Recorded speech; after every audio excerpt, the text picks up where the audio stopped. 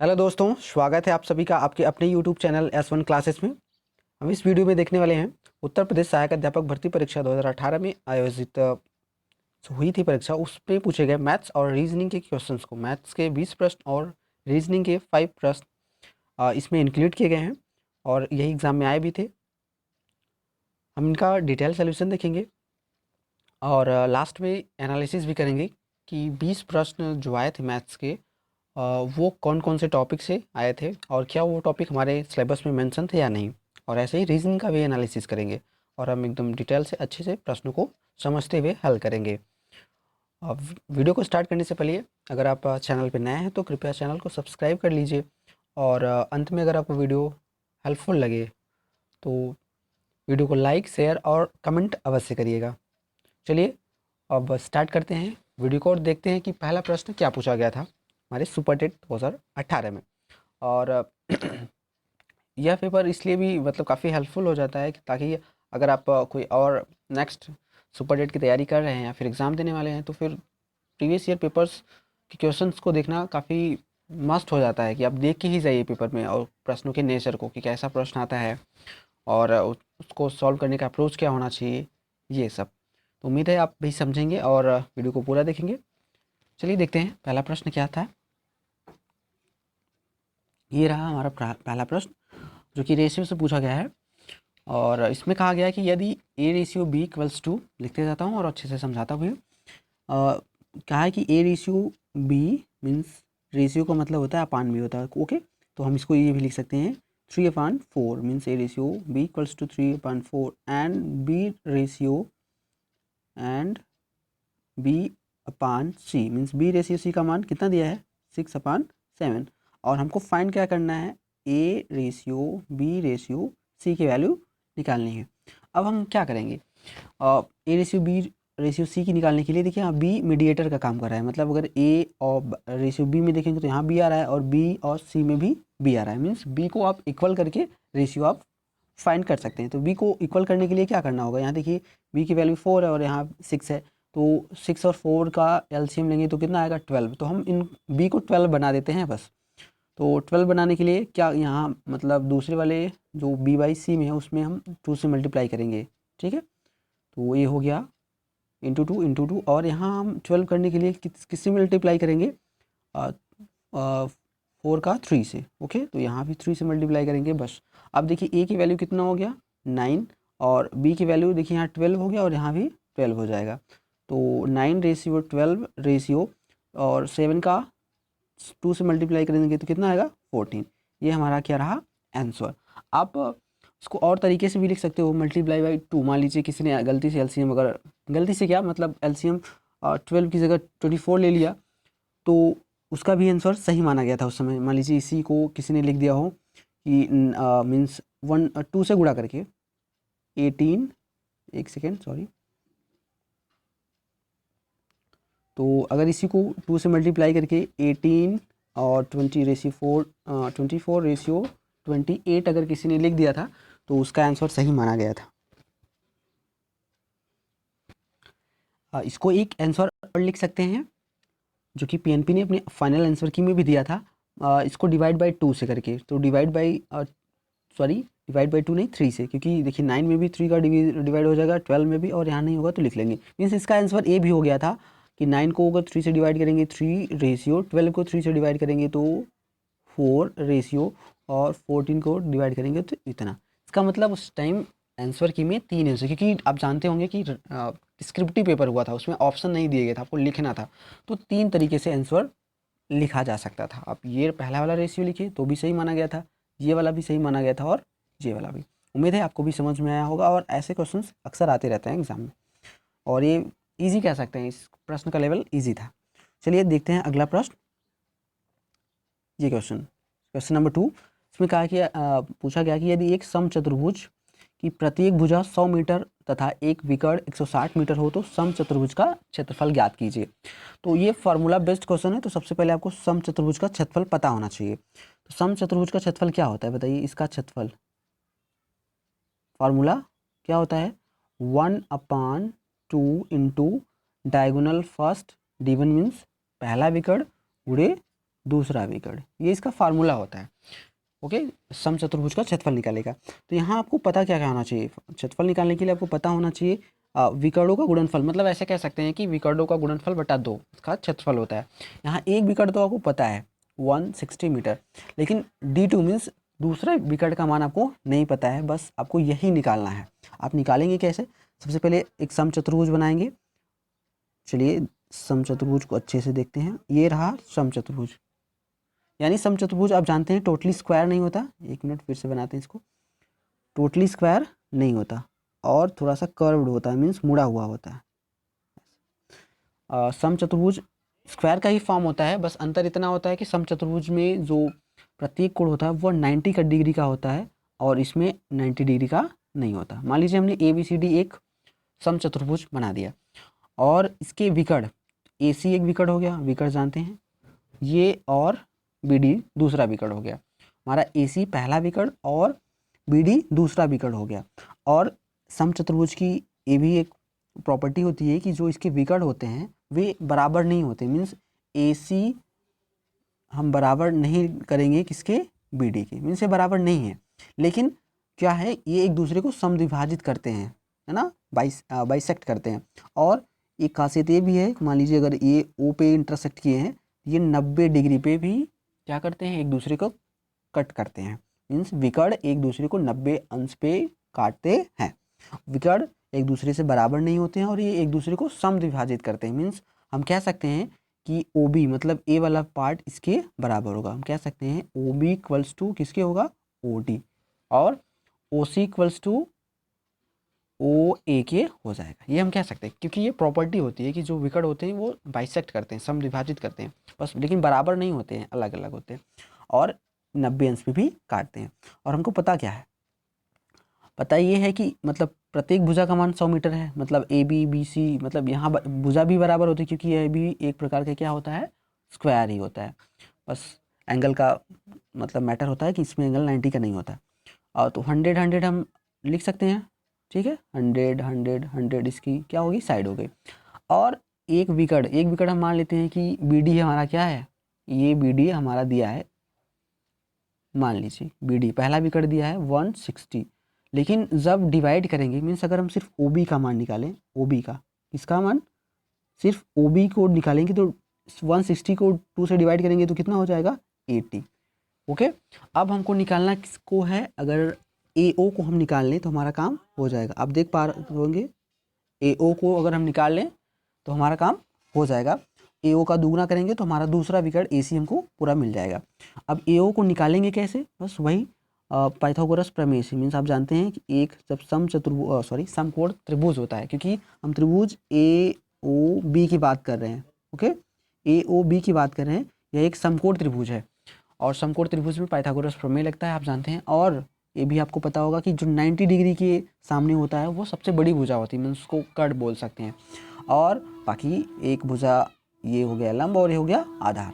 तो इसको आप सॉल्व कर सकते हैं, बिल्कुल कर सकते हैं। कैसे कि 100 का स्क्वायर मीन्स ये हो गया कर्ण का स्क्वायर बराबर 80 मीन्स आधार का स्क्वायर और प्लस AO का स्क्वायर, AO का स्क्वायर, ओके, AO का स्क्वायर, ऐसे हमको AO का स्क्वायर निकालना है। तो आप उम्मीद है कि इसके आगे आप सॉल्व कर लेंगे कि 100 का स्क्वायर करेंगे और फिर उसमें से 80 का, मीन्स 100 का स्क्वायर करके 80 का स्क्वायर कर देंगे और को आप वैल्यू निकाल लेंगे। हम थोड़ा सा इसको रफ कर देते हैं ताकि यहाँ हम लिख पाएँ कुछ, ठीक। तो 100 का स्क्वायर आप करेंगे तो कितना होगा 10,000 और फिर 80 का स्क्वायर करेंगे तो 6400 और फिर आप सब्सट्रैक्ट करेंगे तो कितना आएगा, आई थिंक 3600 और वो क्या हो जाएगा, उसका वर्गमूल लेंगे तो AO बराबर हो जाएगा 60, कितना हो जाएगा 60 हो जाएगा। आप कैलकुलेट कर लीजिएगा, उम्मीद है आपको इतना तो आता होगा। तो अब AO बराबर 60 हो गया, हमको पूरा वैल्यू चाहिए, AC की वैल्यू चाहिए तो क्या करेंगे, A भी 60 हो जाएगा, क्योंकि अब हमने अभी बताया कि ये क्या करते हैं, ये बाइसेक्ट करते हैं एक दूसरे को, ठीक है। तो AC के लिए हमने क्या कर दिया, इसको दुगना कर दिया, 120 हो गया। अब आप देख पा रहे होंगे कि पहले विकर्ण मतलब पहला विकर्ण का मान तो हमको पता था 160 और दूसरे विकर्ण का मान हमने निकाल लिया 120। अब हम सवाल को सॉल्व करते हैं। अब हम पूरा रफ करते हैं और आपको वैल्यू निकाल लिया। इतना आपको यही जानना था, यही समझना था कि D2 कैसे निकलेगा, मीन्स दूसरा विकर्ण कैसे निकलेगा। हमने पूरा समझा दिया। अब इसको रफ करके सीधा सवाल को सॉल्व कर लेते हैं। चलिए रफ किया हमने और ठीक। तो यहाँ हम लिख देते हैं हमारा AC का मान आया था, मीन्स AO बराबर आ गया था 60 और AC बराबर आ जाएगा, जिसको हम D2 भी कह सकते हैं, वो हमारा आ गया 120 आया था। अब हम यहाँ बस वैल्यू रखिए, आंसर निकाल लेते हैं। 1/2 इंटू D1 का मान कितना है, यहाँ देखिए 160 मीटर, और D2 का मान अभी आपने निकाला कितना 120। तो अब क्या करेंगे, अब इसको कट कर देंगे 2 से क्रॉस करेंगे तो कितना हो जाएगा, ये हो जाएगा 80। अब मल्टीप्लाई करेंगे तो 12 का 8 में 96 और फिर इसके आगे डबल 0। अब सब कुछ वैल्यू किस में है, मीटर मीटर मीटर, तो क्षेत्रफल का मात्रा क्या हो जाएगा यहाँ metre square. Okay 9600 square metre आप लिख सकते हैं, या फिर m स्क्वायर भी लिख सकते हैं, मीटर स्क्वायर भी लिख सकते हैं, या फिर ऐसे भी उस समय लिखा जा सकता था SQR स्क्वायर मीटर। ठीक है, मतलब डिस्क्रिप्टिव था तो किसी भी तरीके से आप लिख सकते थे, और वर्ग मीटर भी लिख सकते थे। आपका सब आंसर सही माना गया था, बस वैल्यू आपको 9600 आना चाहिए था। ये नहीं आप सेमी में कन्वर्ट करके भी लिख सकते थे, उस समय का सही माना जाता। ओके, उम्मीद है आपको अच्छे से समझ में आया होगा। अब चलते हैं नेक्स्ट क्वेश्चन। ये रहा, गुणनखंड कीजिए, अगला क्वेश्चन। अब वैल्यू वैल्यू क्या है, x square minus 9x plus 18। इसको आपको क्या करना है, इसका फैक्टराइजेशन करना है। तो फैक्टराइजेशन करना तो सबको आता होगा। 18 का यहाँ एक्स स्क्वायर की जो मल्टीपल होता है, मतलब गुणांक होता है, उससे गुणा करना होता है। तो 18 का 1 से गुणा करेंगे 18 आएगा। अब इसको डिवाइड करना है 2 पार्ट्स में, ताकि मल्टीप्लाई करने पे 18 आए और यहाँ देखिए प्लस है, जोड़ने पे कितना आना चाहिए, 9 आना चाहिए। तो हम सोच सकते हैं कि 6 और 3 ले लें, मीन्स इसको 6 और 3 में डिवाइड कर दें तो मल्टीप्लाई करेंगे 18 आ जाएगा, और ऐड करेंगे तो 9 आ जाएगा। चलिए, तो फिर इसको हम 9x को क्या लिखेंगे, एक्स स्क्वायर माइनस 9 को लिख सकते हैं हम 6 प्लस 3x और प्लस 18। फिर यहाँ देखिए x का आप क्या करेंगे, गुणा करेंगे 6x, और फिर माइनस का प्लस में गुणा होगा तो कितना हो जाएगा, -3x प्लस 18। आगे x यहाँ देखिए मतलब 4 पद हो गए, दो का जोड़ा बना लेते हैं, और यहाँ हम x कॉमन लेंगे तो अंदर बचेगा x माइनस 6, और यहाँ -3 कॉमन लेते हैं, फिर ब्रैकेट में होगा x माइनस 6 की कॉमन लेना मतलब होता है डिवाइड करना। 18 में 3 से डिवाइड करेंगे, 18 में हम 3 से डिवाइड करेंगे तो हमारा 6 ही बचेगा, और प्लस में माइनस भाग देंगे तो माइनस। तो पहले क्वेश्चन में क्या आ गया, मतलब x माइनस 6। ओके, हम यहाँ लिख देते हैं, ठीक है, हम आंसर को यहाँ लिख देते हैं। तो पहले क्वेश्चन में क्या आया, x माइनस 6, और दूसरे क्वेश्चन में क्या आ गया, x माइनस 3। यही हमारा क्या हो गया, फैक्टराइजेशन हो गया। इस क्वेश्चन का यही आंसर हो गया। अब x माइनस 6 को आप पहले लिखें या बाद में लिखें, ये डिपेंड आप पे करता है कि आप पहले कौन सा लिखेंगे, इससे कोई दिक्कत नहीं है। अगला प्रश्न देखते हैं, क्वेश्चन 4। ये रहा, एक चतुर्भुज के 3 कोण समान है, चौथा कोण 75 डिग्री का है, समान कोणों की माप याद कीजिए। तो चतुर्भुज मतलब जिसमें 4 भुजाएं हों। तो आप जानते हैं जो भी आकृति 4 भुजाओं वाली होती है और उसके प्रत्येक कोणों का योग। अब इसमें ये तो नहीं दिया है कि मतलब कौन सा चतुर्भुज है, बस है चतुर्भुज। तो चतुर्भुज के आप जानते हैं कि सभी कोणों का योग कितना होगा, 360। कितना होगा, 360 होता है। ये सम ऑफ ऑल एंगल्स ऑफ मतलब क्वाड्रिलेटरल होता है। अब क्या करेंगे, इसमें क्या है कि जितने भी मतलब एक कोण का एक एंगल का मान तो आपको दिया है, और बाकी जो 3 बचे उसको आपको मानना है, और वो क्या है, समान है। तो हम मान लेते हैं कि जो बाकी 3 हैं वो x हैं, मीन्स ये भी x, ये भी x, ये भी x, और एक कितना हो गया 75, एक हो गया 75। तो हम इसको ऐसे लिख सकते हैं कि नहीं, according to question x plus x plus x plus 75 equals to 360 degree. ठीक है, तो x 3 बार क्यों लिया, क्योंकि हमको 4 कोड़ों को जोड़ना है, पहला, दूसरा, तीसरा और चौथा, और 3 समान है तो हमने समान कोड़ों को x मान लिया। तो x प्लस 75, अब ऐड कर दीजिए तो 3x और 75 इस तरफ प्लस में है, उस तरफ जाएगा माइनस हो जाएगा, मीन्स 360 माइनस 75। अब कितना आ जाएगा, 3x इक्वल्स टू घटाएंगे तो कितना आएगा 285। और उसके बाद आप डिवाइड करेंगे तो कितना आएगा, x से डिवाइड करेंगे 3 से 9 टाइम्स जाएगा, फिर 1 बचा और फिर 5। ये रहा हमारा 95 डिग्री x का मान आ गया। मतलब जो समान कोण था वो 95 था। अब 95 को 3 बार लिखकर और उसमें 75 ऐड कर दीजिए, आपका आंसर कितना आएगा, 360 आएगा। इसका मतलब आपका आंसर सही है। तो ये इस क्वेश्चन का आंसर हो जाएगा। उम्मीद है आपको समझ में आया होगा। बस यही प्रॉपर्टीज़ में जाननी थी कि कोई भी चतुर्भुज जो उसकी जो एंगल होता है, मतलब इंटीरियर एंगल, जितने भी आंतरिक कोण होते हैं उनके सभी का कोणों का योग 360 होता है। ये आप जानते हैं। चलिए अगला प्रश्न देखते हैं। ये रहा, इसमें कहा है निम्नलिखित में से कौन सी संख्या बड़ी है। अब संख्या क्या दिया है, एक दिया है 1/2 और पावर 1/2, और एक दिया है 1/3 पावर 1/3। अब इसमें आपको सॉल्व करना था कि मतलब ये बताना था एक नंबर कौन सा बड़ी है और उसमें लिखना था। आप कैसे जानेंगे नंबर कौन बड़ी है, आप सीधा सीधा क्या करिए, उसकी पावर सेम कर दीजिए बस, और देख लीजिए कि जो अब नंबर है, पावर सेम करने के बाद पावर का कोई मतलब नहीं रह जाता, मतलब कैंसिल हो जाता है, ऐसे कह सकते हैं। बाकी जो नंबर है आप अब उसमें देख लीजिए कि कौन सी नंबर बड़ी है कौन सी छोटी। तो हम पावर सेम करने के लिए क्या करेंगे, मीन्स 2 और 3, अभी हम 1 को रहने दें, बस 2 और 3 को सेम कर ले।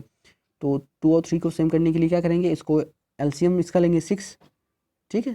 तो यहाँ 6 बनाने के लिए क्या करेंगे, हम ऊपर नीचे गुणा करेंगे, किससे, 3 से, सॉरी 3, और अंश में भी 3 से गुणा करेंगे, और यहाँ भी हम मल्टीप्लाई करेंगे, किससे, 6 बनाने के लिए 2 से, और ऊपर भी 2 से। अब क्या हो गया, हमारा सवाल हो गया 1/2 और 3/6, 1/3 2/6। अब ये जो 3 है अंश में, उसको आप क्या कर लीजिए, जो 1/2 है उसके पावर लगा लीजिए, और 1/6 को छोड़ दीजिए ऊपर। अब क्या हो जाएगा, 1/2 की पावर 3, क्योंकि 1 की पावर 3 तो 1 ही होगा, और फिर यहाँ पावर 1/6, और ये हो जाएगा 1/3 की पावर 2, और ये हो जाएगा 1/6। तो 1/6 को हम क्या कर सकते हैं, मतलब कैंसिल कर सकते हैं, क्योंकि अब आपकी पावर समान हो गई। और ये 1/2 पावर 3 का वैल्यू हुआ 1/8, और 1/3 पावर 2 का वैल्यू हुआ 1/9। आप ऐसे भी देख सकते हैं कि अगर अंश समान है तो जिसका हर क्या होता है, छोटा होता है, वो बड़ा होता है। मीन्स हम कह सकते हैं कि 1/8, यानी 1/8 किसकी वैल्यू है, 1/2 के पावर 1/2 इसकी वैल्यू है, तो वो बड़ा है। और या फिर आप अगर यहाँ से सेटिस्फाई नहीं है तो आप इसकी वैल्यू निकाल लीजिए, 1 में 8 से भाग देगी कितना आएगा, 0.125, और 1 में 9 से भाग देंगे तो आएगा 0.111। देख लीजिए कौन सा बड़ा है, सिंपल 1.125। इस हिसाब से 1/8 बड़ा हो जाएगा, और 1/8 किसकी वैल्यू थी, 1/2 पावर 1/2 की। उम्मीद है आपको ये भी प्रश्न समझ में आया होगा। चलते हैं अगले प्रश्न में। 6 क्वेश्चन है, a + b = 7 एंड ab = 12, तो a² + b² का मान बताइए। तो सिंपल आप बाई फार्मूला है, फिर वैल्यू पुट से भी कर सकते हैं। तो a + b का स्क्वायर आप जानते हैं, a² + b² + 2ab।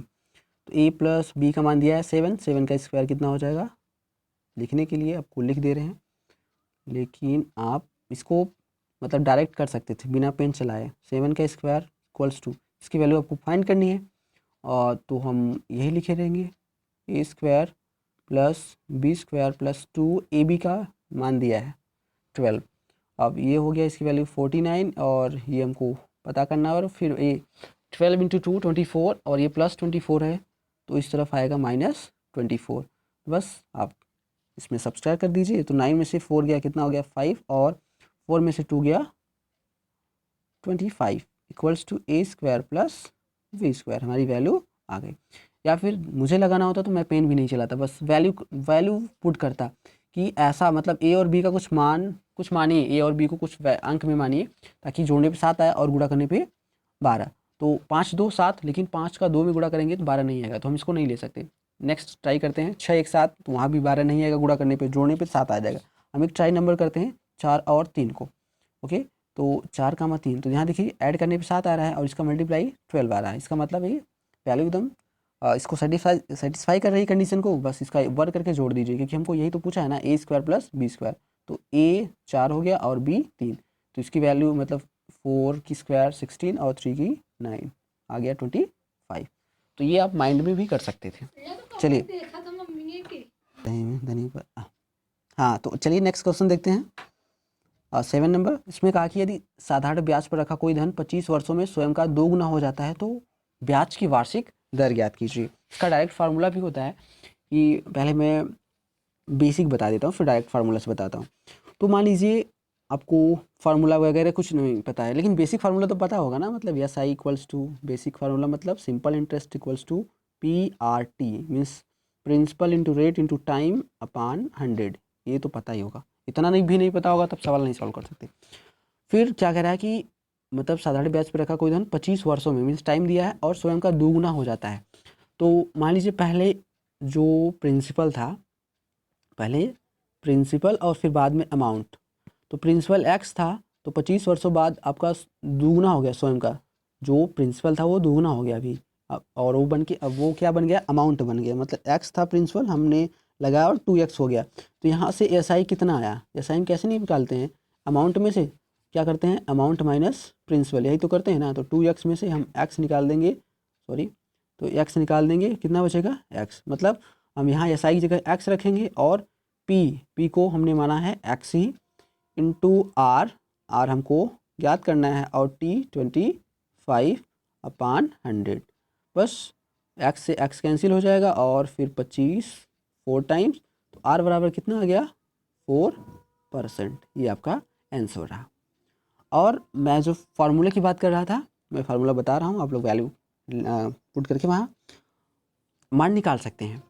फार्मूला था कि RT upon 100 equals to n-1, ये फार्मूला है हमारा, इसे भी आप निकाल सकते थे, और ये हर जगह एप्लीकेबल है बस। और इस गुना वाले टाइप में, और n कहाँ है वहाँ आपका, ये गुना वाला है, मतलब n जितना वहाँ गुना बोलेगा आप n वही रखेंगे, 2 गुना बोला है तो n का मान 2 रखेंगे, r का मान आपको फाइंड करना है, T 25 रख के देख लीजिए, यहाँ से भी आपका 4% आंसर आ जाएगा। चलिए अगला प्रश्न देखते हैं, प्रश्न 8। इसमें कहा कि 10 सेमी त्रिज्या वाले एक वृत्त की एक जीवा की लंबाई 16 सेमी है, वृत्त के केंद्र से जीवा की दूरी ज्ञात कीजिए। ठीक है, तो चलिए समझते हैं क्वेश्चन को बाय फिगर। तो ये हम क्या कर रहे हैं, सॉरी एक मिनट, ये हम ले लिए, एक वृत्त बना लिए। ओके, चलिए इसमें अब ध्यान समझिएगा, 10 सेमी त्रिज्या ये हो गया सेंटर, ये हो गया आपका सेंटर, ठीक है। अब सेंटर आप जानते हैं ना, त्रिज्या मतलब क्या होगा, सेंटर को परिधि से आप परिधि तक की दूरी त्रिज्या होती है, हम सेंटर को O मान लेते हैं। तो ये आपको 10 सेमी दिया है, ये आपका 10 सेमी दिया है, और एक जीवा भी, जीवा क्या होती है, यस, जो वृत्त की किन्हीं भी दो बिंदुओं को मिलाने वाली रेखा को जीवा बोलते हैं। तो ये आपकी जीवा मान लीजिए AB हो गई, और जीवा को हम वो त्रिज्या को यहाँ ला देते हैं, क्योंकि त्रिज्या मतलब होता है केंद्र से आप परिधि के किसी भी बिंदु को मिला दीजिए, वो जीवा होगी। तो AO और इसको भी हम मिला देते हैं, एक ट्राइंगल बन गया मेरा। अब इसमें क्या है कि आपसे ये पूछा है कि वृत्त की केंद्र से दूरी, मतलब ये आपका O केंद्र है और ये जीवा AB है, यही आपसे पूछ रहा है। अगर हम इसको मान लें OABC, मतलब आपको OC ज्ञात करना है। ठीक है, क्या ज्ञात करना है, OC। समझ में आपका OA बराबर 10, क्योंकि यह त्रिज्या है, और AB इक्वल्स टू, यहाँ लिख दीजिए AB बराबर दिया है आपका 16 सेमी। तो आप जानते हैं कि वृत्त के केंद्र से जीवा पर डाला गया जो लंब है, मीन्स वो जीवा को क्या करता है, समद्विभाजित करता है। इसका मतलब जो AB है वो 2 बराबर भागों में बट जाएगा, ये भी 8 हो जाएगा और ये भी 8 हो जाएगा। ओके, तो आप बस ट्रायंगल आप देख रहे होंगे, फिर से ये क्या बन गया, समकोण त्रिभुज बन गया, जहाँ की ओ ए इक्वल्स टू 10 और ये 8 हो गया। बस इसका मान आपको निकालना है। पाइथागोरस प्रमेय से आप निकाल सकते हैं कि 10 का स्क्वायर इक्वल्स टू 8 का स्क्वायर प्लस ओ सी का स्क्वायर, यही आपको करना है। ठीक है, अब ट्रायंगल ए हम यही ले रहे हैं ट्रायंगल, ठीक है, ए सी ओ। तो 10 का स्क्वायर इक्वल्स टू 8 का स्क्वायर प्लस ओ सी का स्क्वायर। 10 का स्क्वायर आप जानते हैं 100 इक्वल्स टू 64 प्लस ओ सी का स्क्वायर। तो ओ सी का स्क्वायर कितना हो जाएगा, आप सब्सट्रैक्ट करेंगे तो आ जाएगा 36 और ओ सी बराबर 36 का रूट करेंगे तो कितना आ जाएगा 6।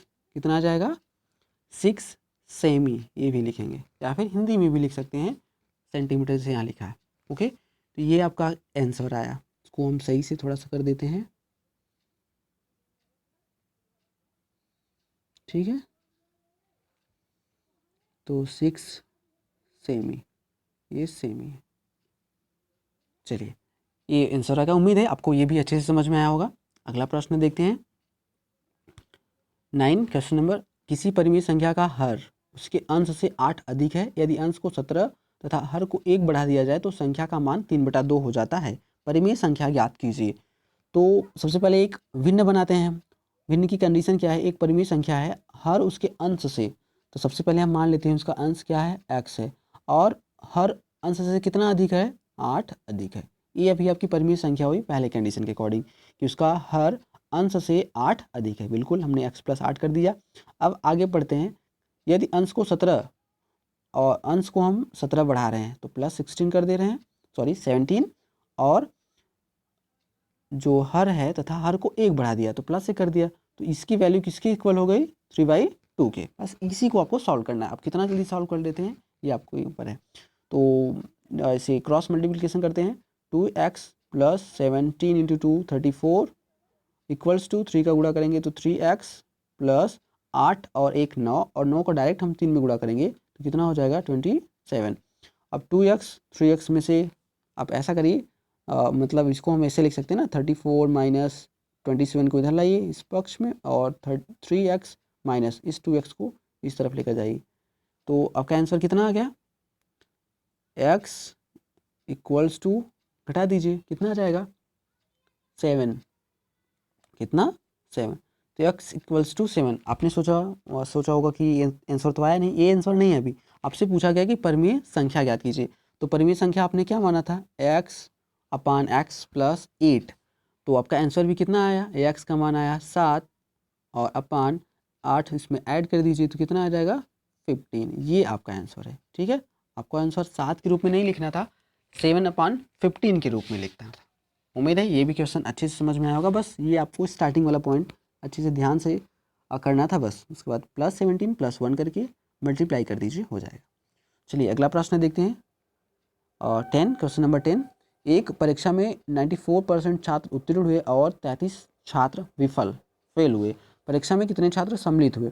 तो 94% मान लीजिए, मतलब मान क्या लीजिए, 100% होता है। तो इसमें 94% जब पास हो गए, मीन्स उत्तीर्ण मतलब पास, और 33 फेल हो गए, तो परसेंट में अगर ले तो 94% अगर पास हो गए तो फेल कितने हुए, मीन्स फेल F।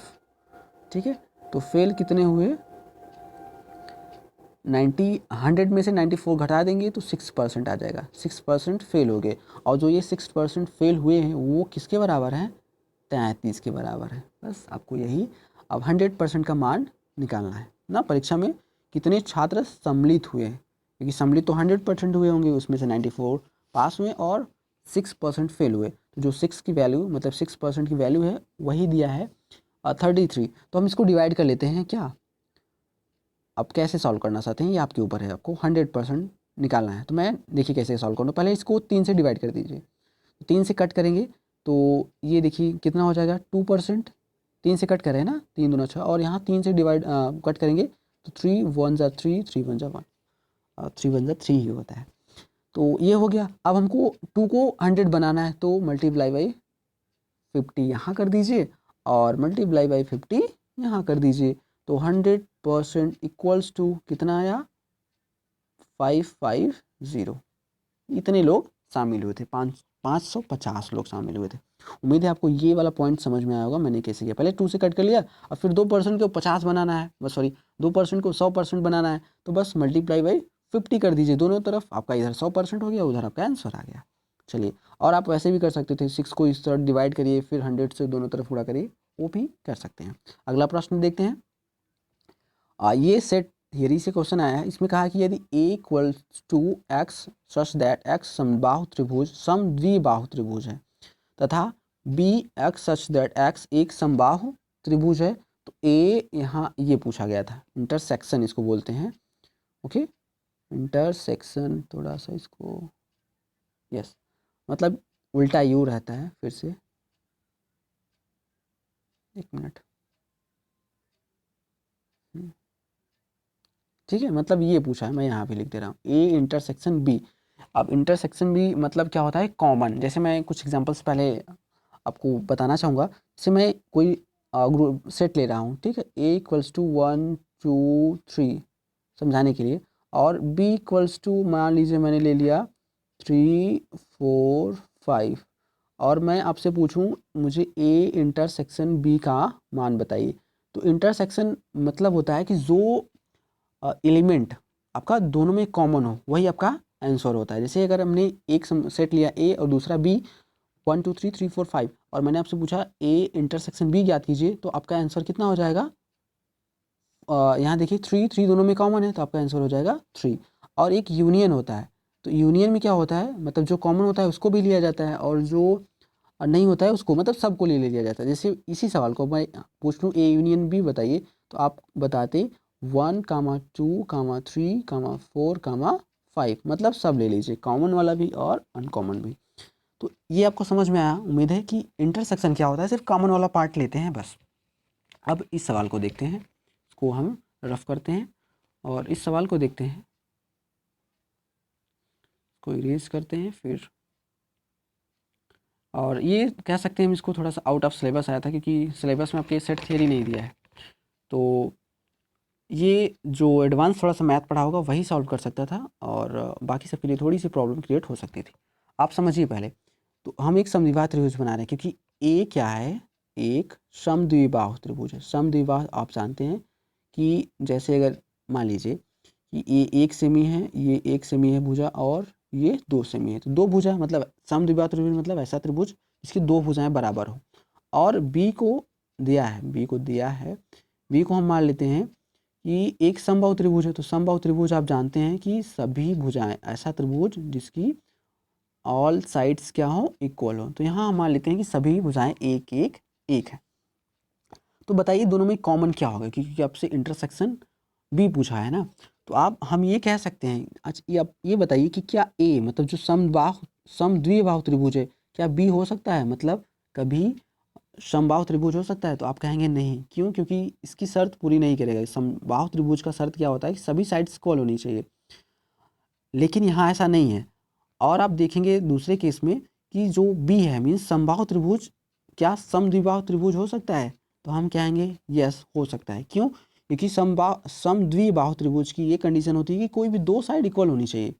तो आप जब समबाहु त्रिभुज देखेंगे तो यस देखिए 2 साइड तो इक्वल हैं ही, कोई भी 2 साइड लीजिए इक्वल हैं। इसका मतलब बी ए हो सकता है, लेकिन ए कभी भी बी नहीं हो सकता।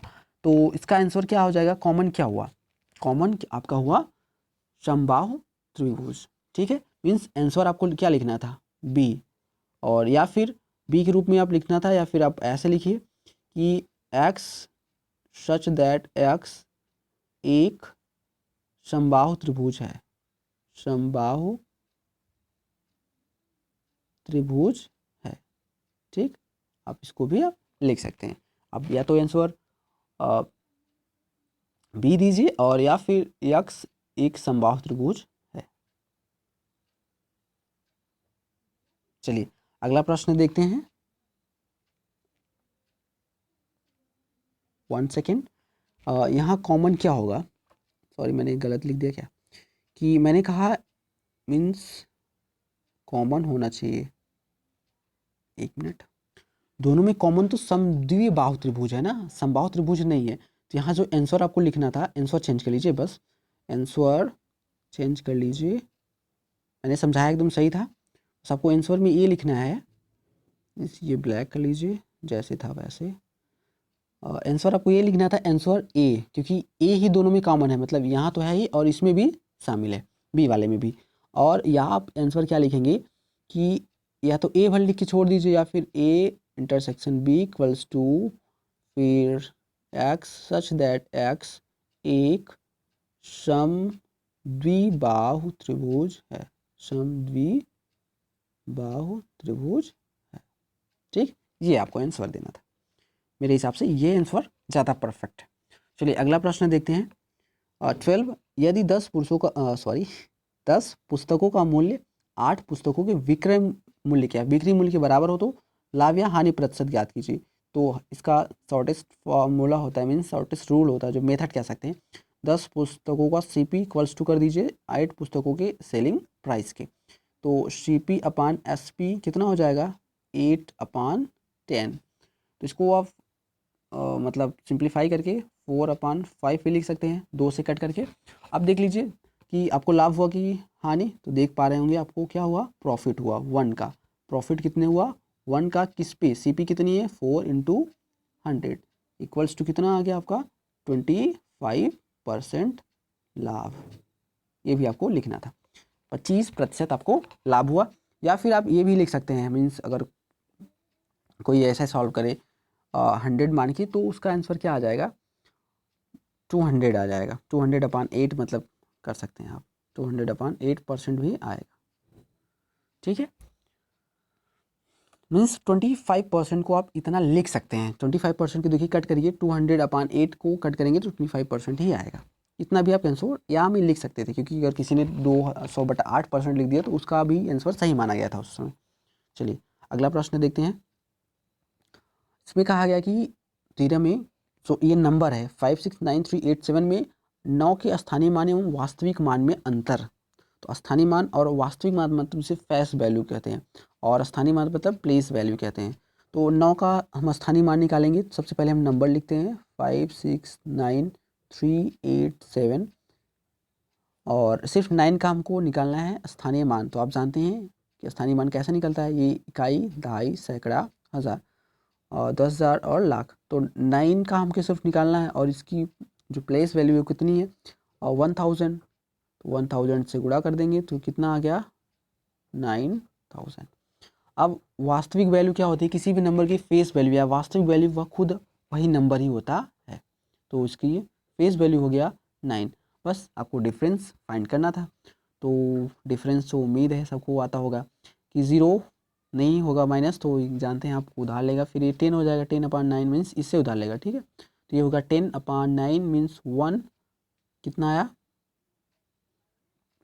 1, और फिर यहाँ 9 बचा, यहाँ भी 9 बचा, और यहाँ 9 1 उधार दिया था तो 8। तो आंसर आपका आया 8991। ओके, ये रहा आपका आंसर। बस आपको प्लेस वैल्यू और फेस वैल्यू आपको निकाल के उसका अंतर निकालना था। अगला प्रश्न देखते हैं। प्रश्न संख्या 14 ये है, मीन्स कह रहा है कि निम्नलिखित आंकड़ों को आरोही क्रम में व्यवस्थित किया गया है। यदि आंकड़ों की माध्यिका 63 हो तो x का मान ज्ञात कीजिए। मीन्स आपको अरेंज नहीं करना है। वैसे माध्यिका के केसेस में क्या होता है, सबसे पहले आपको दिए गए आंकड़ों को आरोही या अवरोही क्रम में करना होता है, फिर आपको सवाल सॉल्व करना होता है। तो यहाँ आपका ये काम हो गया, आरोही क्रम में ऑलरेडी है। और माध्यिका निकालते समय आप जाना होगा कि n मतलब बराबर डिपेंड करता है कि सम है, क्योंकि इसमें 2 फार्मूले होते हैं। एक होता है सम आंकड़ों के लिए, मतलब सम संख्या के आंकड़ों के लिए, और दूसरा होता है विषम संख्या के आंकड़ों के लिए। तो जब n का मान सम हो, क्योंकि यहाँ जब आप देखेंगे आंकड़े गिनेंगे तो 1 2 3 4 5 6 7 8 9 10 मीन्स n बराबर क्या है आपका 10 है। तो सम संख्या है, तो इसके लिए फार्मूला क्या होगा, जो माध्यिका की फार्मूला होती है, मतलब माध्यिका बराबर जो फार्मूला होता है वो मैं लिख रहा हूँ। माध्यिका इक्वल्स टू हो जाएगा n/2 वां पद प्लस n/2 + 1 वां पद और डिवाइडेड बाई 2। तो अब आप क्या करेंगे, बस n का मान आपको ऑलरेडी पता ही है। n का मान कितना है 10, तो 10/2 मतलब 5वां पद और प्लस n/2 + 1, मतलब क्या करेंगे, n/2 में एक जोड़ दीजिए, तो n/2 का मान 5 है, उसमें एक जोड़ देंगे तो छठवां पद आ जाएगा और सबका बटा 2। तो आप यहाँ देखिए जो आंकड़े दिए हैं उसमें पाँचवां पद और छठवां पद कौन सा है, तो ये पहला, दूसरा, तीसरा, चौथा और पाँचवां। तो पाँचवां है x ना, पाँचवां कौन सा है, x है, और छठवां कौन सा है, x+2 है। तो हम यही लिखेंगे यहाँ से, ठीक है। तो पाँचवां पद x+2/2 इक्वल्स टू, देखिए माध्यिका आपको दिया है पहले से 63, बस आप इसको सॉल्व करना है। तो x+x हो गया 2x+2 इक्वल्स टू 63 का 2 में मल्टीप्लाई होगा तो 6 एंड 1 2 6 आ जाएगा। आगे हम सॉल्व करेंगे, ये +2 उस तरफ जाएगा, -2 हो जाएगा, तो 2x इक्वल्स टू 126 में से हम 2 निकालेंगे तो 124 बचेगा। और फिर x की वैल्यू आ जाएगी, 2 से डिवाइड करेंगे तो 2 छके 12, 2 दूनी 4, सॉरी 2 दूनी 4 मीन्स 62 आपका आंसर आ गया। ओके, x का मान ज्ञात करना था तो x का मान आ गया। यहाँ मतलब बस फार्मूला आपको लर्न करना था, अगर याद था तो आप आसानी से निकाल सकते हैं। और अगर n बराबर विषम होता तो बहुत आसान काम हो जाता, बस n/2 वां पद निकाल लीजिए, n+1/2 वां पद, सॉरी n+1/2 वां पद आपका आंसर हो जाता बस, ठीक है। चलिए आगे देखते हैं अगला प्रश्न 15 नंबर। इसमें कहा कैलेंडर से है, यह ध्यान से समझिएगा। इसमें कहा है कि 5 जनवरी 1991 को क्या दिया है, कौन सा दिन है, 91 को शनिवार है, कौन सा दिन है, 1 मिनट पूरा फिर से, 5 जनवरी 1991 को है शनिवार।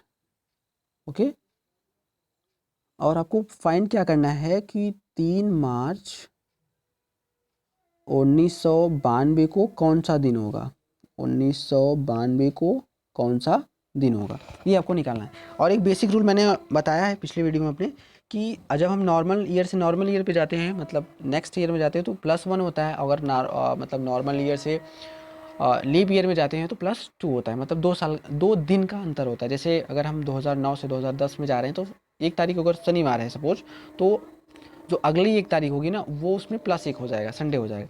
तो अभी हम क्या करते हैं, सिंपल लेते हैं कि 5 जनवरी 1992 पे हम चलते हैं, सीधा 1 साल प्लस करते हैं, 1 ईयर हम प्लस करेंगे। तो जब 1 ईयर हम प्लस करेंगे तो आप जानते हैं इसमें भी 1 दिन बढ़ जाएगा, क्योंकि हम 1991 से 1992 पे जा रहे हैं, सॉरी यहाँ लिखिए 92, तो 92 पे जा रहे हैं तो +1 एक मतलब 1 दिन बढ़ जाएगा, नॉर्मल टू नॉर्मल जा रहे हैं। और आप कहेंगे कि 92 तो एक लीप ईयर है, लेकिन आप ये भी देखिए अभी मैं फरवरी क्रॉस नहीं कर रहा हूँ, इसलिए यहाँ +2 नहीं होगा, +1 ही होगा। तो शनिवार था तो 5 जनवरी 1992 को कौन सा दिन हो जाएगा, रविवार। कौन सा दिन हो जाएगा, रविवार। चलिए अगर आप 5 जनवरी 1992 पे पहुँच ही गए हैं तो अब यहाँ से 3 मार्च पे चलते हैं।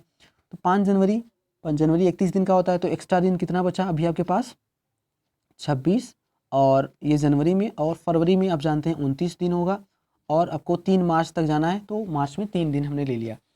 अब इसको अब क्या करेंगे, 7 से यहीं डिवाइड कर दीजिए। क्यों 7 से डिवाइड कर रहे हैं, ताकि यहाँ 7 से डिवाइड नहीं होगा, एक्स्ट्रा डेज हमको निकालना है। तो 26 में 7 से डिवाइड करेंगे तो यहाँ से एक्स्ट्रा डेज कितना आया, 5 आया, प्लस और 29 में 7 से डिवाइड करेंगे तो एक्स्ट्रा डेज कितना आया, 1, और ये तो 3 है ही। तो टोटल हमारे पास एक्स्ट्रा डेज कितने हो गए, 5 1 6 3 9, 9 को फिर से 7, आप 7 से डिवाइड करिए। अब 7 से बार बार डिवाइड क्यों कर रहे हैं, क्योंकि आप जानते होंगे कि हर 7वें दिन आप वही दिन आता है, मतलब जो डे होता है हर 7वें दिन अपने आप को रिपीट करता है, इसलिए हम 7 को से डिवाइड कर रहे हैं।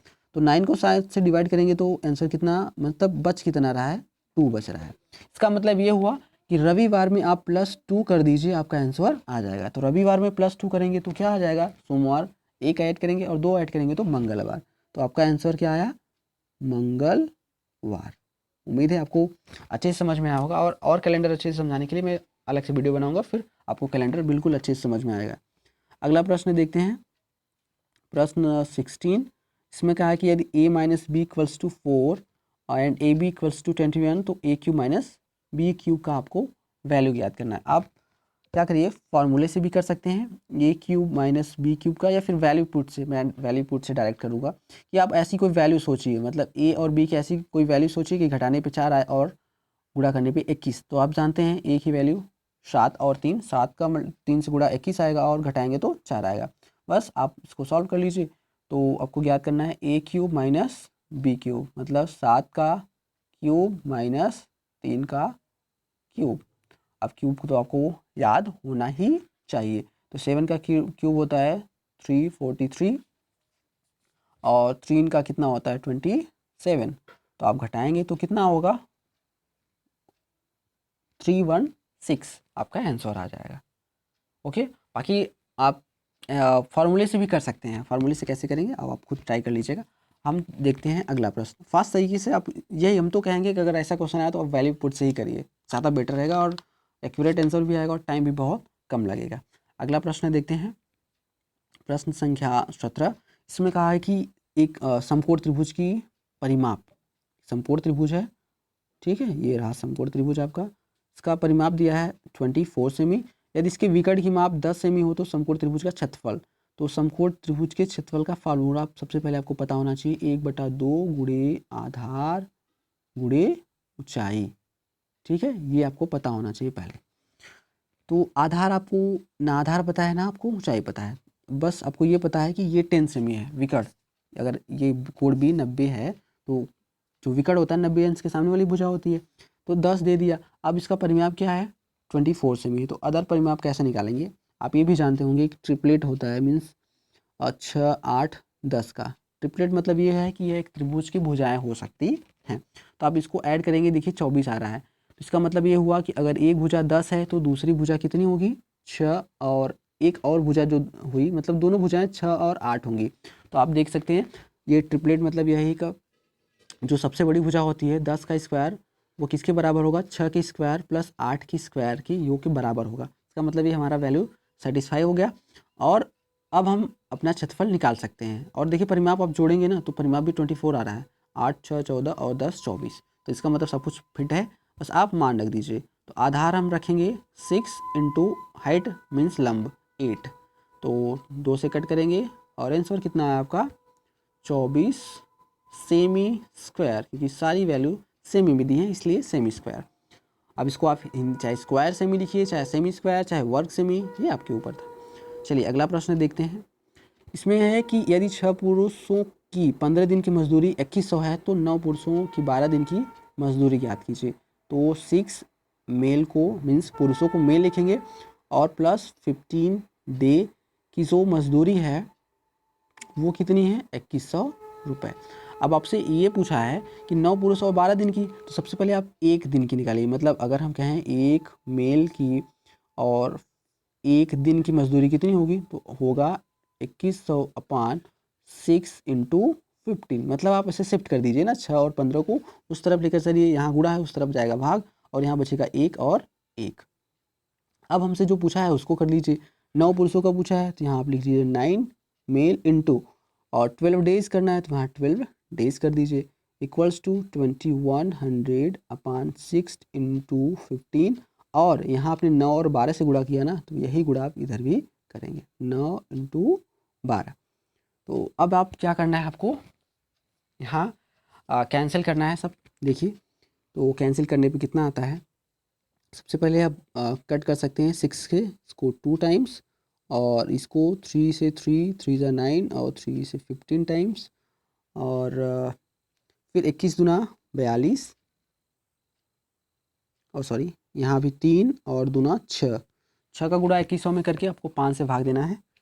और आप ये भी कर सकते हैं, यहाँ 5 से डायरेक्ट भाग दीजिए 2100 में, तो 5 चौके 20 और एक बचा, 5 दूनी 10 और फिर एक 0 और गुणे 3 दूना 6, तो मतलब 420 गुणे 6 आप करेंगे तो कितना आएगा आंसर 0, फिर 6 का 2 में गुणा 2 और फिर 6 चौके 24 और एक 25, तो आपका आंसर कितना आ गया 2520। मतलब यहाँ हमने मल्टीप्लाई किया तो यहाँ आंसर आ गया, ये इसका 420 गुणे 6, इतना तो आप कर ही लेंगे। बस आपको मेथड समझना था। 6 मैन इंटू 15 डेज, मतलब उनकी मजदूरी 2100 हुई, तो हम सबसे पहले एक आदमी की एक दिन की मजदूरी निकालेंगे, तो डिवाइड बाई 6 इंटू 15, और फिर जितना का यहाँ गुणा हो करेंगे उस साइड भी उतना का गुणा करेंगे, 9 में 12 डेज। बस आपको उसके बाद कैलकुलेशन करना था बस। अगला प्रश्न देखते हैं, प्रश्न संख्या 19। एक 10 भुजाओं वाले नियमित बहुभुज के प्रत्येक बाह्य कोणों को ज्ञात कीजिए। तो इसका तो डायरेक्ट फार्मूला आपको याद होना चाहिए कि प्रत्येक बाह्य कोणों का। सबसे पहले एक बात और ध्यान दीजिए कि प्रत्येक बाह्य कोण, चाहे जितने भी बहुभुज हों, मतलब जितने, या फिर प्रत्येक बहुभुज के जो बाह्य कोणों का योग होता है ना, वो 360 होता है। और प्रत्येक की बात की जाए, प्रत्येक बाह्य कोण की अगर बात की जाए, प्रत्येक बाह्य कोण कितना होगा, तो प्रत्येक बाह्य कोण की बात की जाए तो 360 में आप जितनी भुजाएं हैं उसको आप डिवाइड कर दीजिए। एन, मतलब ये फार्मूला हो गया एक प्रकार से, ये पूरा आपका फार्मूला हो गया। प्रत्येक बाह्य कोण का मान 360/n। तो 360 और यहाँ n का मान कितना है, 10 भुजाओं वाले, यहाँ देखिए 10। तो आपका एक मतलब प्रत्येक बाह्य कोण कितना आ गया, 36 डिग्री। ओके, चलिए, ये आपको बस फार्मूला बेस्ड था। और अगर आपसे पूछ लिया जाए कि प्रत्येक आंतरिक कोण, तो प्रत्येक आंतरिक कोण का जो मान होता है n/2, सॉरी n बाई मतलब सॉरी बाई नहीं, n माइनस, क्यों नहीं लिखा था, n-2 इंटू 180/n से आपको डिवाइड करना होता है। तो ये प्रत्येक आंतरिक कोण का मान हो जाएगा। ओके, इसको अभी रफ कर देते हैं। यस, चलिए आगे चलते हैं और देखते हैं आपका 20वां प्रश्न। इसमें क्या कहा गया है कि यदि 5, यहाँ मैं लिख दे रहा हूँ कैसे लिखा है, 5 पावर x प्लस 1 और plus 5 power 2 minus x equals to 5 cube, means 5 cube plus 1 हो, तो x का धनात्मक मान आपको ज्ञात करना है। क्या ज्ञात करना है आपको, x का धनात्मक मान। तो आप यहाँ ऐसा कौन सी वैल्यू रखेंगे ये इसके बराबर हो जाए, कह सकते हम ये भी कह सकते हैं। ठीक है, कि आपको क्या करना है, इसको 1 बनाना है। ध्यान से समझिए, क्योंकि आप जानते हैं कि किसी भी नंबर्स की घात 0 होती है तो उसकी वैल्यू किसके बराबर होती है, 1 की। तो यहाँ अगर हम इसको 1 बनाने के लिए क्या करेंगे, x की वैल्यू कितना रखेंगे, 2 रख दें, काम हो जाएगा आपका। और यहाँ देखिए x बराबर जैसे ही 2 रखेंगे, आप क्या यहाँ क्या हो जाएगा, 3। तो मतलब हम कह सकते हैं direct answer x equals to कितना हो जाएगा, 2। तो जैसे ही 2 रखेंगे तो ये हो गया 5 पावर 3 प्लस 5 पावर 0, और 5 पावर 0 मतलब 5 पावर 3 प्लस 1। ये one of the simplest question. ठीक है, बस आपको सोचना था, क्या करना था, आपको सोचना था, इसको सॉल्व भी नहीं करना था। बाकी सॉल्व करने के लिए काफ़ी लॉन्ग प्रोसेस हो जाएगा। ओके, चलिए अगला प्रश्न देखते हैं। अब अच्छा, मैथ पूरा हो गया, अब रीजनिंग आ गया। रीजनिंग के 5 क्वेश्चन ये देखेंगे कि रीजनिंग के 5 क्वेश्चन आए थे। अब पहला प्रश्न था आपका सीरीज से, इसमें नंबर सीरीज और वो अल्फ़ाबेटिकल सीरीज दोनों आ गया। यहाँ देखिए सबसे पहले नंबर की बात करते हैं, मतलब देखिए कौन सी सीरीज है, 4m, 9k, 16i और 25z। नेक्स्ट क्या आएगा ये आपको बताना था। तो सबसे पहले अगर नंबर्स की बात करें, यहाँ देखिए 4, 9, 16, 25 को समझ में आ रहा है आपको, ये 2 का स्क्वायर ना, ये 2 का स्क्वायर, ये 9 का सॉरी 3 का स्क्वायर, 4 का स्क्वायर, मतलब ये 2 का स्क्वायर स्क्वायर, ये 3 का स्क्वायर, ये 4 का स्क्वायर, ये 5 का स्क्वायर। तो अगला वाला क्या आएगा, 6 का स्क्वायर, मीन्स 36। अब जो लेटर है वो देख लेते हैं, अल्फ़ाबेट उसमें क्या दिया है, m मीन्स 13 नंबर पे, k मीन्स 11 नंबर पे, j मीन्स 10 और z मतलब 7वें नंबर पे आ रहा है। तो यहाँ क्या बढ़ रहा है, आप देख पा रहे होंगे कि, एक मिनट, सॉरी, हमने यहाँ तभी कहूँ क्या हो रहा है इसमें, एक हमने यहाँ ये ना जे नहीं लिखा है, ये आई लिखा है, और आई आप जानते होंगे कि 9वें स्थान पे आता है। एक मिनट, थोड़ा सा जल्दबाजी में गलती हो गया, इसको हम फिर से, तो ये क्या है, ये है आपका आई, यहाँ आई लिखा था। स्पष्ट ना लिखने का गलती यही होता है, और अगर क्लियर नहीं लिखेंगे तो आप ऐसे फंस जाएंगे। तो यहाँ यम 13 नंबर पे आता है, के 11 और आई 9वें नंबर पे आता है, और यहाँ 7। मतलब आप देख पा रहे होंगे कि 2 घट रहा है, -2 -2 -2। तो 7 में भी -2 करेंगे तो कितना आएगा, 5। और 5वें नंबर पे कौन सा अल्फ़ाबेट आता है, आप जानते हैं, ई आता है। तो आंसर आपका क्या हो जाएगा, 36E। 36E। उम्मीद है आपको प्रश्न समझ में आया होगा रीजनिंग का। ये देखिए 72 क्वेश्चन है, मीन्स बड़ा है लेकिन ईजी है। डायरेक्शन एंड डिस्टेंस का क्वेश्चन ये कह रहा है कि मोहन पश्चिम की ओर 3 किमी चलकर अपनी दाईं ओर मुड़ता है तो पश्चिम की ओर मोहन को चला दीजिए। अब डायरेक्शन तो समझ में आ रहा होगा ना, ये ईस्ट, ये वेस्ट, ये नॉर्थ और ये साउथ। तो ये कहाँ चल रहा है, पश्चिम की ओर चल रहा है। मान लीजिए मोहन यहाँ है और यहाँ से मैं पश्चिम की तरफ चला दे रहा हूँ मोहन को 3 किमी। अपनी दाईं ओर मुड़ता है, दाईं मतलब क्लॉकवाइज, दाईं मतलब क्लॉकवाइज, ऐसे मतलब जहाँ से भी है वो क्लॉकवाइज घड़ी की दिशा में मुड़ रहा है, ठीक है। और बाएं मतलब आप हमेशा लेंगे एंटी क्लॉकवाइज, क्योंकि आप जानते हैं घड़ी ऐसे ही तो चलती है ना। ये है मीन्स ये है दायां, जहाँ भी दायां आए वो आपको क्या करना है, एंटी क्लॉकवाइज सॉरी क्लॉकवाइज मुड़ना है, और बायां एंटी क्लॉकवाइज मुड़ना है, ठीक। चलिए, तो यहाँ दायां कहा है कि दायां मुड़ता है और 4 किमी चलता है, तो हमने दायां मोड़ दिया और 4 किमी चला दिया। फिर बाईं ओर मुड़कर, तो यहाँ से बाईं ओर मुड़ा और 2 किमी चला, ये रहा बाईं ओर 2 किमी चला। तदुपरांत पुनः बाईं ओर मुड़कर 4 किमी, फिर हमने 4 किमी चला दिया बाईं ओर मुड़कर। और दूरी तय की, वह अपने चलने के स्थान से कितनी दूरी व किस दिशा में है। तो यहाँ से देखिए, यहाँ से चला था, अभी प्रेजेंट में यहाँ है, तो अब बताइए कुल दूरी कितना हो गया, ये 3 और ये भी कितना हो जाएगा, 2 हो जाएगा। क्यों, क्योंकि आप जानते हैं यहाँ देखिए 4 2 4 बन रहा है, तो ये स्क्वायर बन रहा है, तो यहाँ भी 2। अब टोटल डिस्टेंस कितनी हो गई, 2 + 3 = 5। और डायरेक्शन कौन सी है, ये पश्चिम ही जा रहा था, तो अभी भी वो पश्चिम में ही है, तो 5 किमी आप कह सकते हैं, 5 किमी पश्चिम के दिशा में जा रहा है, ठीक है, 5 किमी पश्चिम की दिशा में जा रहा है। चलिए, उम्मीद है आपको समझ में आया होगा। अगला प्रश्न देखते हैं कि यदि कमल कहता है कि रवि की माँ मेरी माँ की एकमात्र पुत्री है, तो कमल का रवि से क्या संबंध है। तो ब्लड रिलेशन से संबंधित है। देखिए ये क्या कह रहा है कि रवि की माँ, मतलब जो कहता है, सबसे पहले आप ध्यान से कहिए, कमल कहता है कि रवि की माँ ना, कमल कह रहा है, तो रवि मान लीजिए ये है रवि, और इनकी माँ ये मान लीजिए इनकी माँ है। रवि की माँ मेरी माँ की, अब यहाँ मेरी किसके लिए आया है, कमल के लिए आया है। मेरी माँ की एकमात्र पुत्री है, ठीक है। तो सॉरी, एक बार से नीचे से बनाते हैं थोड़ा सा। देखिए अब, तो यहाँ है रवि और इनकी माँ ये हो गई, ठीक है। माँ मतलब माइनस साइन, और मेल मतलब फीमेल के लिए माइनस साइन यूज़ करते हैं हम, और मेल के लिए प्लस साइन। तो ये हो गई माँ रवि की, ठीक है। यहाँ भी लिख भी सकते हैं आप माँ। अब क्या कर रहा है, रवि की माँ मेरी माँ की एकमात्र पुत्री हैं, तो किनकी माँ की एकमात्र पुत्री हैं, रवि की मतलब कमल की माँ की, ठीक है। तो यहाँ मान लीजिए कमल है, तो ये कमल की माँ हो गई, ठीक है। तो कमल की माँ की एकमात्र पुत्री हैं। तो कमल का रवि से क्या संबंध है, देखिए कमल का रवि से क्या संबंध है बताइए। आ रहा है, सबसे पहले तो हम कह सकते हैं कि माँ के भाई, मतलब देखिए रवि की माँ, और ये क्या हो सकते हैं, सबसे पहली बात ये खुद भी हो सकते हैं। और देखिए, क्योंकि यहाँ जेंडर डिफाइन नहीं है, कमल से हम क्या कर सकते हैं, जैसे कमल नाम से हम ये नहीं कह सकते कि ये मेल हैं या फिर फीमेल हैं।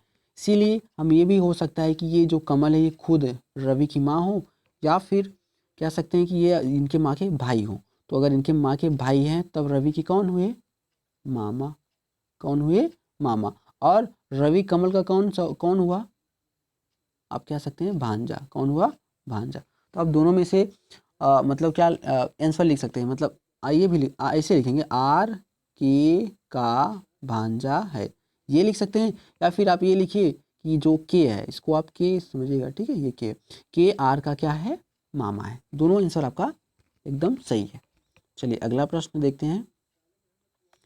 इसमें है कि बी डी आई से जिस प्रकार संबंधित है उसी प्रकार डी ई किस से संबंधित होगा, ठीक है। यही लिखा है, संकेत इसके बाईं ओर 2 पदों में वही समानता है जो संकेत के दाईं ओर 2 पदों में है। तो आपको लुप्त पद ज्ञात करना है। यहाँ देखिए क्या हो रहा है, अब देखिए बी दूसरे नंबर पे आता है, और ये डी चौथे नंबर पे, सी तीसरे नंबर पे आता है, और जो आई है वो 9वें नंबर पे आ रहा है। तो यहाँ कितना बढ़ रहा है, यहाँ देखिए +2 बढ़ रहा है, और यहाँ कितना बढ़ रहा है, +6 बढ़ रहा है। तो बस यही काम आपको साइड भी करना है। ये D4 चौथे नंबर पे आता है, तो चौथे नंबर पे आएगा, इसमें आप 2 करेंगे तो छठे नंबर पे कौन आना चाहिए, F। कौन आना चाहिए, F। ये आपको याद होना चाहिए। और E 5वें नंबर पे आता है, तो आप इसमें 6 ऐड करेंगे तो 11 आ जाएगा। और 11 कौन से नंबर, मतलब कौन होता है 11 नंबर पे, की। तो आपका इसका आंसर क्या हो जाएगा, F के हो जाएगा। उम्मीद है आपको मतलब ये भी काफ़ी ईजी था, समझ में आया होगा। अगला प्रश्न है कि यदि किसी गुप्त भाषा में मतलब एक कोड के रूप में प्रमोशन को इतना लिखा गया है, देखिए इसको लिखा गया है ओ प्रोमोशन, ठीक, क्या लिखा गया है 5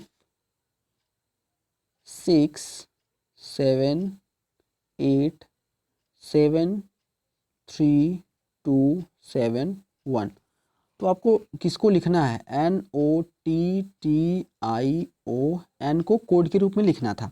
तो बस आप ये देखिए कि क्या जो लेटर यहाँ दिया गया है NOTTION क्या यहाँ है, बिल्कुल है। देखिए एन यहाँ है, ओ यहाँ है, टी यहाँ है और आई यहाँ है, उसके बाद एन भी यही है। तो अगर सारे लेटर मिल जा रहे हैं दिए गए मतलब जो शब्द है उसमें, तो आपको कोई भी कुछ भी दिमाग नहीं लगाना। बस ये देखिए यहाँ एन का कोड क्या है, 1 है तो आप 1 लिख दीजिए। और ओ का कोड क्या है 7 है तो 7, क्योंकि देखिए यहाँ भी ओ है तो 7 लिखा है और यहाँ भी ओ है 7 लिखा है और यहाँ भी ओ है तो 7 लिखा है, इसका मतलब ओ का 7 ही होगा। अब टी का देख लीजिए, टी का यहाँ 3 कोड है तो 3 लिख दीजिए, फिर टी है तो 3, और आई का यहाँ देखिए आई है ना 2 लिखा है, ओ को अभी आपने देखा 7 लिखा था और एन को अभी आपने देखा 1 लिखा था। तो आपका जो कोड रूप में हो जाएगा NOTTION का 1733271 हो जाएगा। ये रहे रीजनिंग के 5 प्रश्न। उम्मीद है आपको समझ में आएंगे और काफ़ी इजी प्रश्न थे रीजनिंग के, मैथ के भी बहुत टफ नहीं थे लेकिन 4-5 सवाल काफ़ी अच्छे थे। चलिए आगे बढ़ते हैं। यस, अब आगे हम कहाँ, एनालिसिस पे। अब एनालिसिस मतलब ये देखेंगे कि किस किस टॉपिक से कितने कितने क्वेश्चन आए थे और वो टॉपिक क्या सिलेबस में है या नहीं। तो अभी मैच करिएगा, सिलेबस से मैच करिएगा, ठीक है। और हम बता देते हैं कि देखिए मैथ में सबसे पहली बात मैथ की करेंगे। तो मैथ में अनुपात से एक क्वेश्चन पूछा गया था, एक नियम से एक क्वेश्चन, भिन्न से 2 और साधारण ब्याज से 1, लाभ हानि से भी एक क्वेश्चन आया था, कैलेंडर से एक क्वेश्चन, सामान्य बीजगणित से 3 क्वेश्चन आया था, क्षेत्रफल से 2 क्वेश्चन आया था। और उसके बाद बात करें सामान्य सांख्यिकी से माध्यिका वाला एक क्वेश्चन आया था, गुणनखंड से एक क्वेश्चन आया था, प्रतिशत से एक क्वेश्चन आया था, स्थानीय मान से एक क्वेश्चन आया था, सामान्य ज्यामिति से 3 प्रश्न आए थे और समुच्चय जो कि हम कह सकते हैं आउट ऑफ सिलेबस, ठीक है, ये क्वेश्चन पूछा गया था, आउट ऑफ सिलेबस कह सकते हैं। तो इतने क्वेश्चन जो 20 क्वेश्चन हैं इतने टॉपिक से आए थे।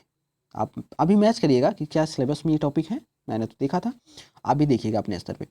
और रीजनिंग की बात करें तो बात हो गई मैथ की कि जितने टॉपिक थे हमने बता दिया कितने क्वेश्चन आए थे किस किस टॉपिक से। रीजनिंग में कहाँ कहाँ से आया था, सीरीज से आया था, सीरीज में दोनों सीरीज था, नंबर सीरीज और लेटर, एक ही क्वेश्चन में दोनों दे दिया था। डायरेक्शन सेंस टेस्ट से आया था, ब्लड रिलेशन से एक क्वेश्चन आया था, कोडिंग डिकोडिंग से क्वेश्चन आया था और एनालॉगी से, एनालॉगी मतलब सादृश्यता, ठीक है, इससे भी एक क्वेश्चन आया था। मतलब 5 क्वेश्चन थे 5 टॉपिक से। इसको भी आप मैच करिएगा क्या सिलेबस में दिया है या नहीं। चलिए आगे। Yes, thank you. अगर आप अभी भी वीडियो में बने हैं तो आपका बहुत बहुत धन्यवाद पूरा वीडियो देखने के लिए। और उम्मीद है आपने भी बहुत कुछ नया मतलब सॉल्व करने का नया तरीका सीखा होगा और आपको प्रश्नों का नेचर भी पता चला होगा कि कैसे प्रश्न पूछे जाते हैं सुपर टेस्ट एग्जाम में। तो चलिए अब और देखते हैं। आपका बहुत बहुत धन्यवाद। और अगर आपने चैनल को अभी तक सब्सक्राइब नहीं किया तो कृपया चैनल को सब्सक्राइब कर लें और वीडियो को अगर आपको पसंद आया, हेल्पफुल लगा हो तो वीडियो को लाइक करें, शेयर करें और आप लोग कमेंट नहीं करते तो कृपया कमेंट अवश्य करें, ठीक है।